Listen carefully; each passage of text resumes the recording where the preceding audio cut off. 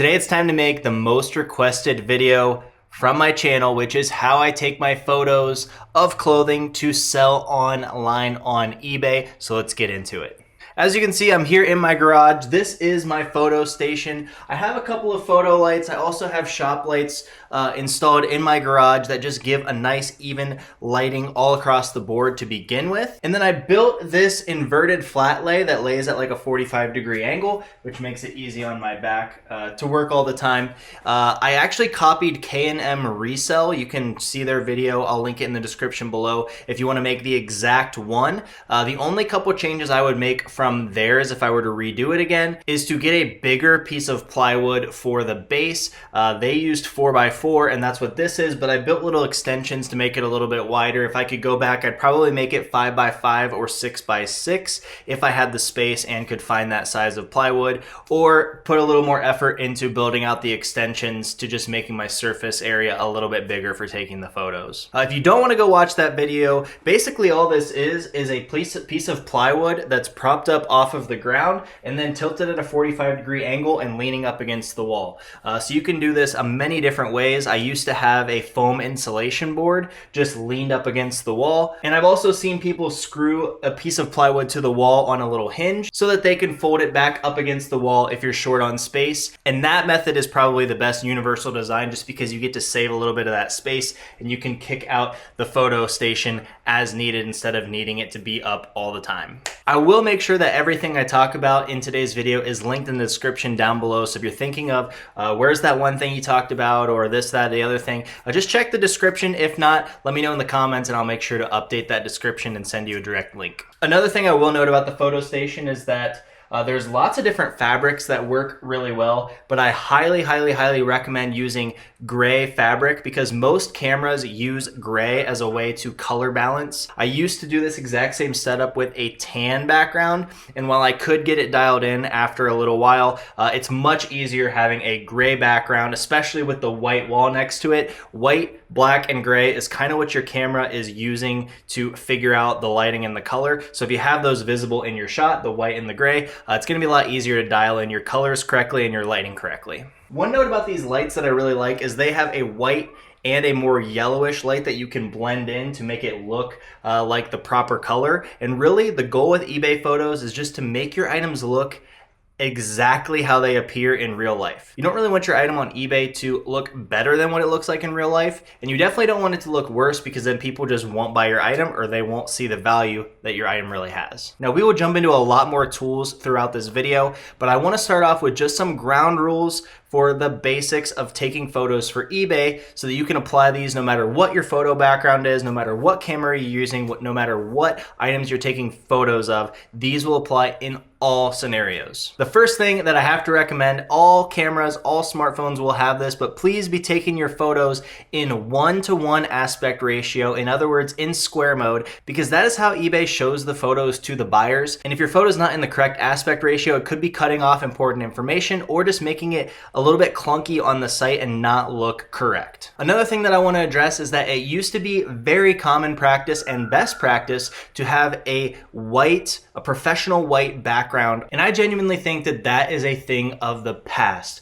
eBay used to spend tons and tons of money on getting their items at the top of Google search result, and in Google Shopping is what really focused on having that crisp white background. eBay has recently pulled back on their ad spend on Google, and it's made it way less important to have that crisp white background, and I recommend saving the time and the money on the software to have that crisp white background. Even though now I'm sure you could do it with AI and do it really quickly, so if you really want to do that, be my guest, but I prefer a more natural look instead of a more edited look because that's just going to look true to what the item actually is. And I would say my last ground rule is you really want to limit distractions in the photos. It might make sense to build up a staged photo shoot, have some fake plants in the background, make it look a little bit special and nicer, use a little bit of your artistic design.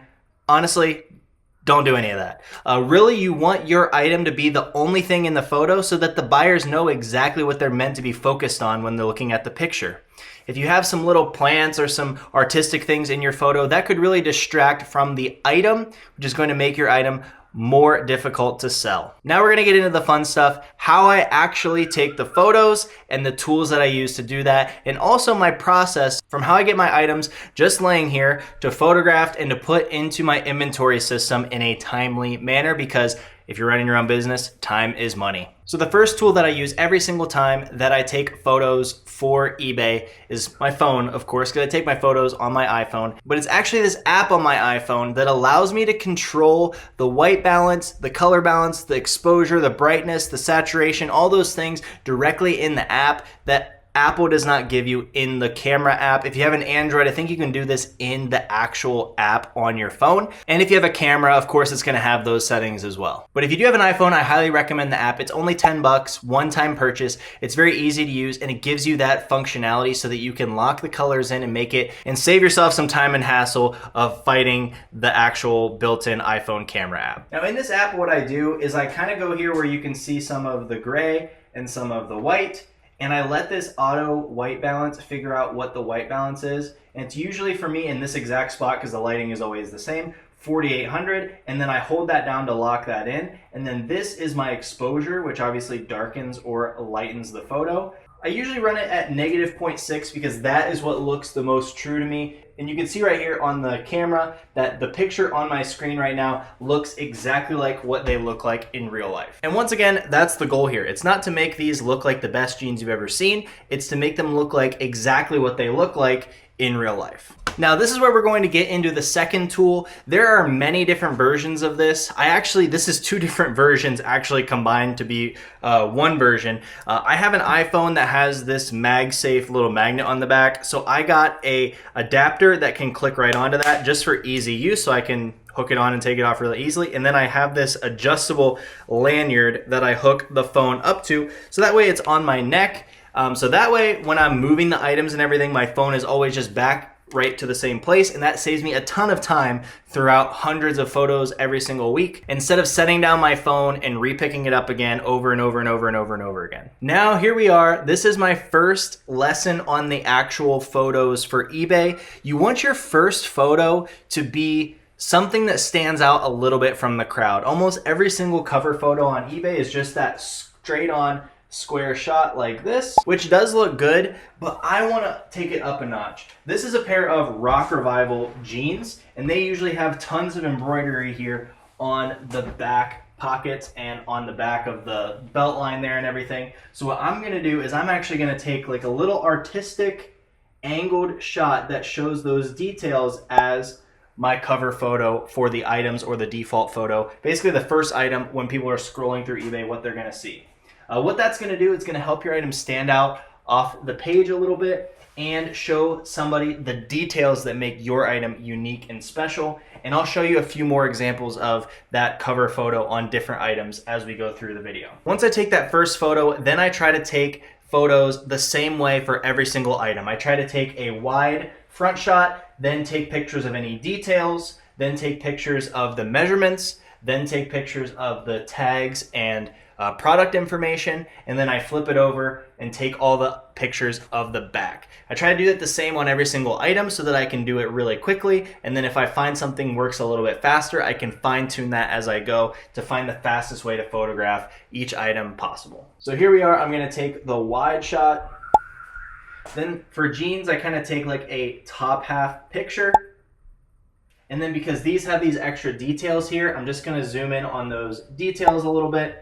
And there's holes with distressing, which you can see on the first photo, but there is some discoloration here. So for flaws and discoloration, it's a little bit controversial, but I recommend just using your finger to point out any flaws, any discrepancies, because if you're fumbling to find a pen or another tool or a sticky note or whatever else, that's just time that you're wasting where you're pointing out a flaw. People on eBay understand these aren't perfect items, they're used items. So using your finger is perfectly acceptable. I recommend using the inside of your finger so you're not showing off like your nail and your cuticles and all that good stuff. So use the inside of your finger and point to the flaw just like that. There's a little bit of highlighter mark or something over here, so take a picture of that. And then this is where I go to the measurements, and these are going to be my measurements for jeans. The first one I do, just because it's at the very bottom of the front, which I'm already taking pictures of, is I take a measurement of the leg opening. Then I stretch out the right side, which is really the left leg, and I take a picture of the inseam measurement. Then I spread both legs apart and pull the waistline up to the back waistline, so that's flat on the top. And then I take a picture of the rise, which is from where the crotch meets to the top of the waist. And then I take a picture of the waist measurement. Then, like I said before, I'm going to take pictures of the information inside. Try to make sure I get every single tag. If you guys know me, I love listing by the Googling the style code and figuring out the model names for items and getting the little extra details to put into my listing. So I'm always looking on the inside to see if there's anything additional that I should be including that would help the buyer make a more informed purchase or elevate the value of my item. Then I'm going to flip it over, take my wide shot, zoom in on the seat. I did see there's a little rip here, so I'm going to point this out here. And there's a tiny little bit of heel drag. So for heel drag, I just kind of bunch up the legs like that and take that photo as well.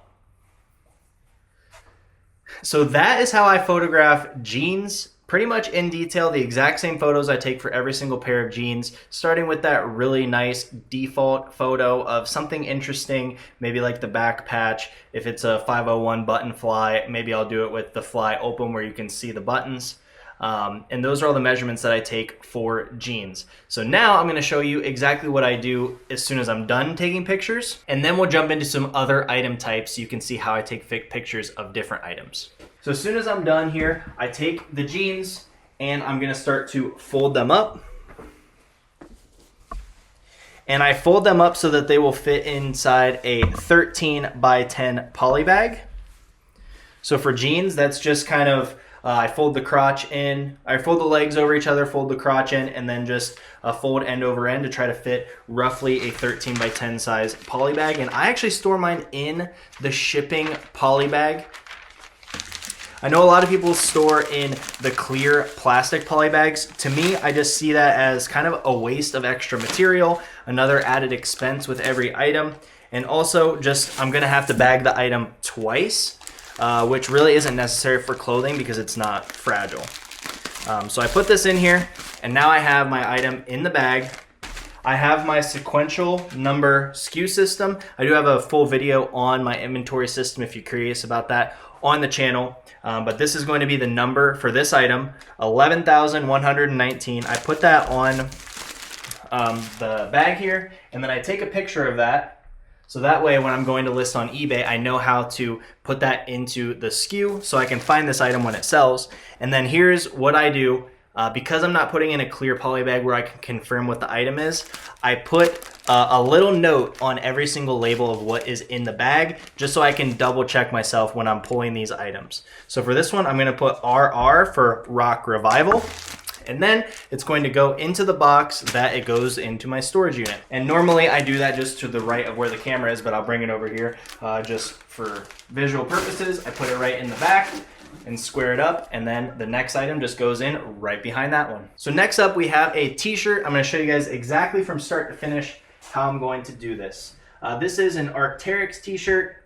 So I'm just gonna spread it out flat. I just got this out of a wholesale box, so there's a little bit of wrinkling. I'm not really too big of a stickler on that personally. I'm going to take a little bit of a sideways angled cover photo so they can see the graphic and the brand. Then I'm going to take my wide shot. Then I'm going to get any of the details, which there's a little sleeve logo on both sides. Get those in there. There's one little hole down here at the bottom. So I'm going to point my finger to that little hole. Take a picture of the tag. And then for t-shirts, polos, most shirts, I just take the length and the width. So I go from the edge of the collar all the way down to the bottom. And then for the width, I go from the armpit to the armpit. Try to lift those sleeves up so you can see it really clearly. And then if you kind of angle the camera, you can show the entire length that you're measuring and what the measurement actually shows at the same time pretty easily there. Then I'm going to come down here and take pictures of the tags. Make sure I get the material for every item.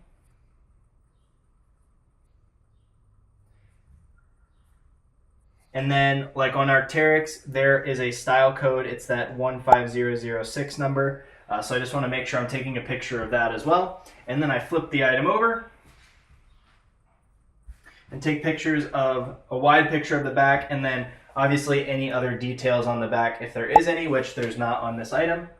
And then once again, I'm just trying to fold the item so that it fits in the shape of a 13 by 10 poly bag, roughly this size.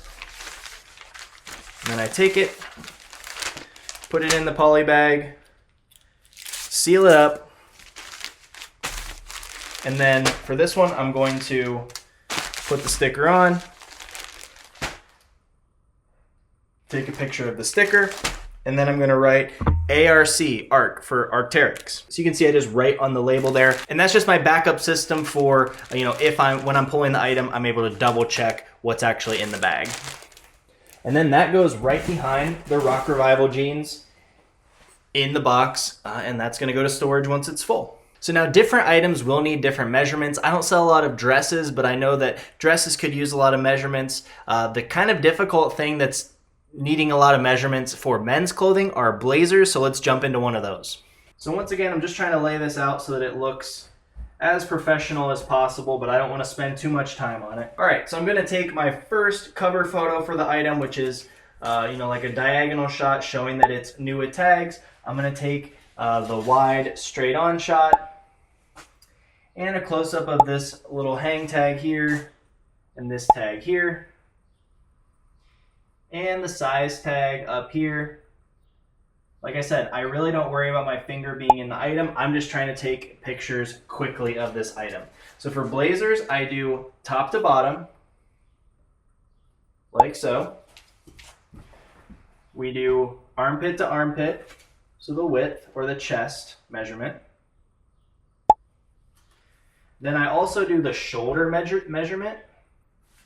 So that's from this little seam right here to this little seam right here.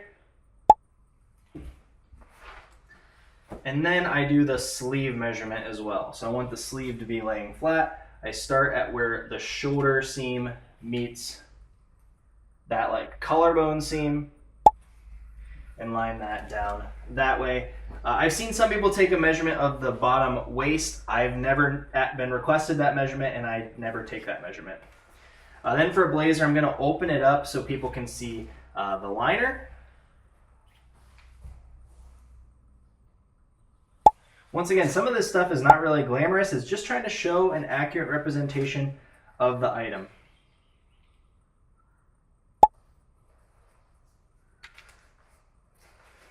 Now for blazers, one thing they're going to ask is if it is a 3 or 4 button on the sleeve. So I always make sure to take a picture of the sleeve buttons.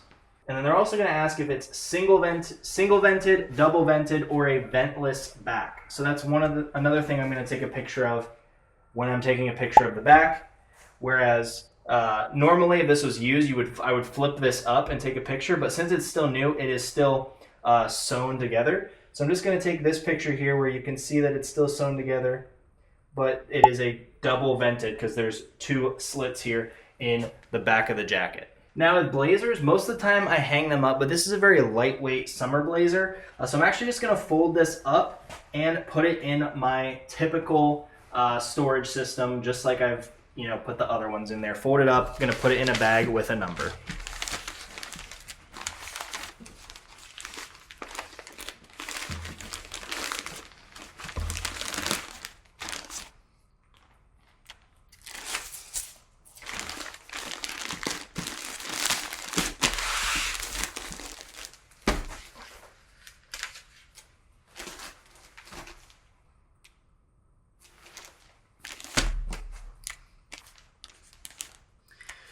And on this one I wrote VC for Vince Camuto.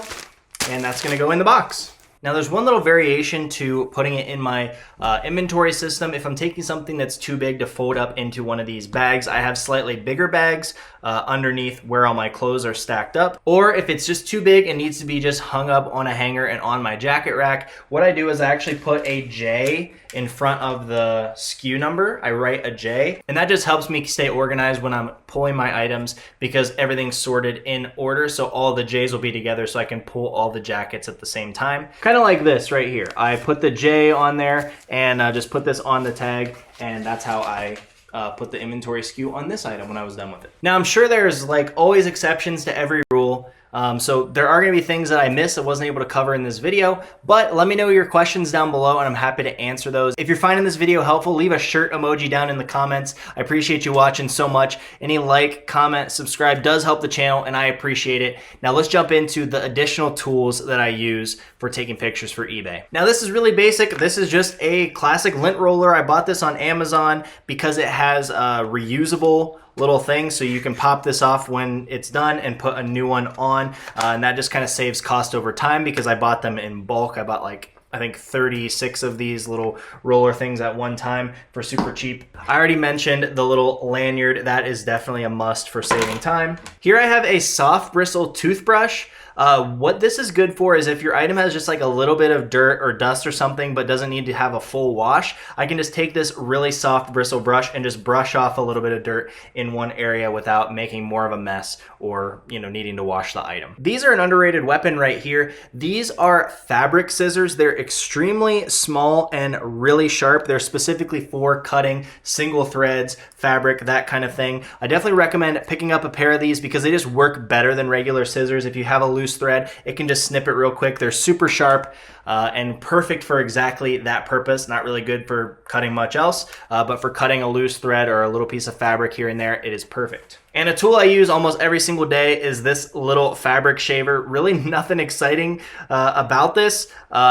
All you do is you turn it on and it will cut off little loose pills, loose threads, things like that from like sweaters or heavier weight sweatshirts and things like that. I would say use with caution on any very lightweight or fine materials.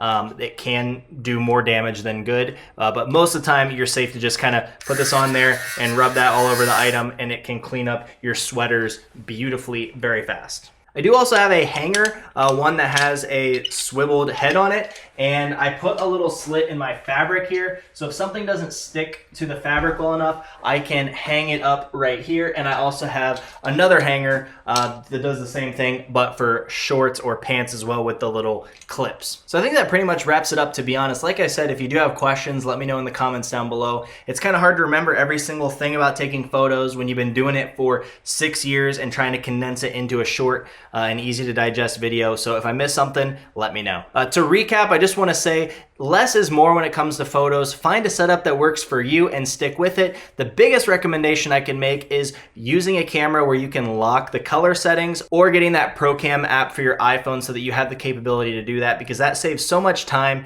and keeps your colors looking correct and your items looking exactly like what they look like in real life. And I think that's the biggest key. Don't forget to put your cameras in square mode, and we'll see you in the next one.